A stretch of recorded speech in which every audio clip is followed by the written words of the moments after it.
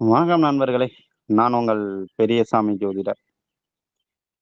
அதாவது 2ஆம் அதிபதி 12 வீடுகள்ல இருந்துச்சுன்னா, என்னென்ன மாரியான பலன்களை கொடுக்கும் அப்படிங்கிறத நம்ம ஓரலா பார்க்கலாம். சரிங்களா? லக்னாதிபதி எப்படிப்பட்ட பலன் குடுப்பார்ன்னு முந்தைய வீடியோல இருக்கு. பார்க்காதவங்க பார்த்துக்கங்க. சரிங்களா? 2ஆம் அதிபதி லக்னத்துல நின்னார்ன்னா, பொருளாதார மேன்மை நன்றாக இருக்கும். சரிங்களா? குடும்ப நிர்வாக பொறுப்ப அவரே எடுத்துக்கிட்டு பயங்கரமா செயல்படுவாப்படி. சரிங்களா? வாக்கு திறமை நல்லபடியா இருக்கும். சரிங்களா? பொருள் சேர்க்கை, ஆடை ஆபரணங்கள், சொத்து சேர்க்கை இதெல்லாம் அ அதிகம் பிரியம் கொண்டவராக இருப்பார். அத அடையறதுக்கு போதிய முயற்சி எடுப்பார். சரிங்களா?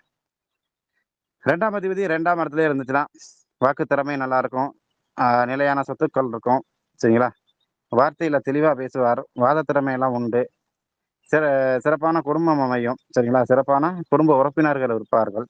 இதுல என்ன கொஞ்சம் கஞ்சத்தனமா இருப்பாப்புங்க. லக்னாதிபதிய விட ர 2ஆம் இடத்து அதிபதி 2ஆம் இடத்துல நின்னா புலிப்பாண்டி என்ன சொல்றாருன்னா, ரொம்ப கஞ்சனா இருப்பான்னு சொல்லு அப்படின்னு சொல்லியிருக்காப்படி. ஸோ கொஞ்சம் கஞ்சனாக இருப்பார். இல்ல 2ஆம் இடத்து அதிபதி 3ல நின்னுச்சுன்னு வச்சுக்கங்க, பொருளாதார வளர்ச்சி, சகோதர வகையில கருத்து வேறுபாடுகள் வர்றது, இதெல்லாம் நடக்கும். சரிங்களா? நேர்மை, வீர தீரிய செயல்பாடுகள், அதன் மூலம் அதாவது மயில்யுத்த போட்டிகள்லாம் இருக்குல்ல, 2ஆம் அதிபதி 3ஆம் இடத்துல இருந்துச்சுன்னா மயில்யுத்த போட்டிக்கெல்லாம் போய் அதுலலாம் பணம் சம்பாதிக்கிறவங்களா இருப்பாங்க. சரிங்களா? திடீர்னு ஒரு இடத்துல காசு போட்டு திடீர்னு வருமானம் வரும்ல, அந்த மாரி விஷயங்கள் இவருக்கு ஒத்து வரும்.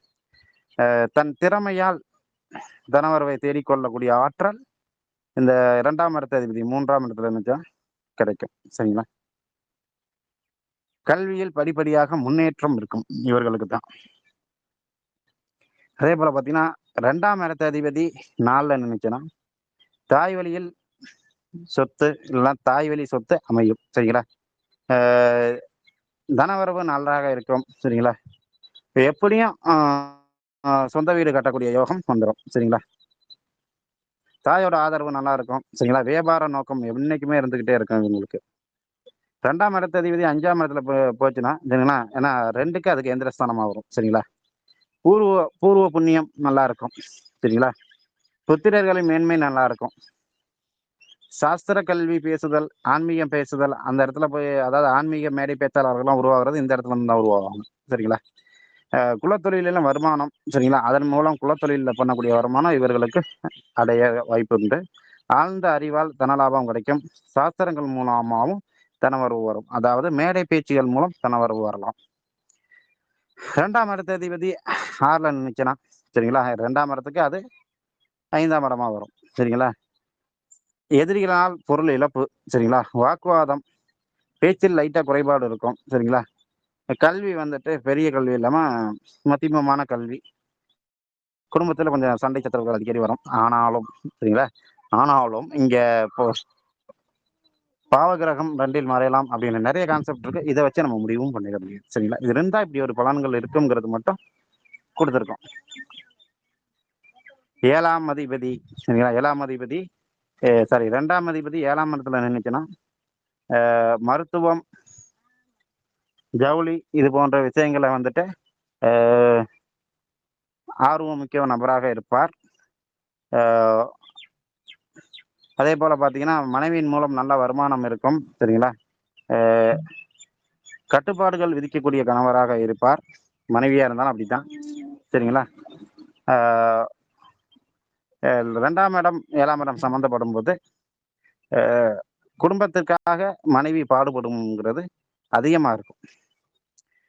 2ஆம் அதிபதி 8ல நின்னுச்சுன்னா, வாக்கு திறமை, பூமி, நிலம் ஆகியவற்றினால் திடீர் யோகம் ஏற்படும். 2ஆம் அதிபதி 8ல போய் நின்னுச்சுன்னா, வாக்கு திறமையால் பூமி லாபம், இல்ல நிலம் இது போன்றெல்லாம் திடீர்னு ஏற்படும். இன்சூரன்ஸ் துறையில ஈடுபாடு, இல்ல அதுல பணம் போட்டு வைக்கிறது, அதுல பணம் போட்டு வைக்கிறதுனால நல்ல ஒரு வருமானத்தை ஈட்டுறது, இந்த மாரி விஷயங்கள் இருக்கும். வீண் வாதம், வம்பு வழக்குகள் உறவினர்களால் அ இருக்கும். ஆனா இது இருந்தாலும் அத சரி பண்ணிடுவாங்க. அடிக்கடி வயிற்று உபாதைகளும் வரும். சரிங்களா? 2ஆம் அதிபதி 9வது இடத்துல நின்னுச்சுன்னா, அறிவு சார்ந்த பேச்சுகள் எப்போதுமே இருக்கும். ஆன்மீகம் சார்ந்த சாஸ்திரம், ஆன்மீகம் இது போன்ற விஷயங்களின் பேச்சுக்கள் அதிகமா இருக்கும். அவங்களுடைய சமய ஈடுபாடுகள்ல அதிக அக்கறை செலுத்துவாங்க. சரிங்களா? எடுத்து பார்த்துக்குவாங்க.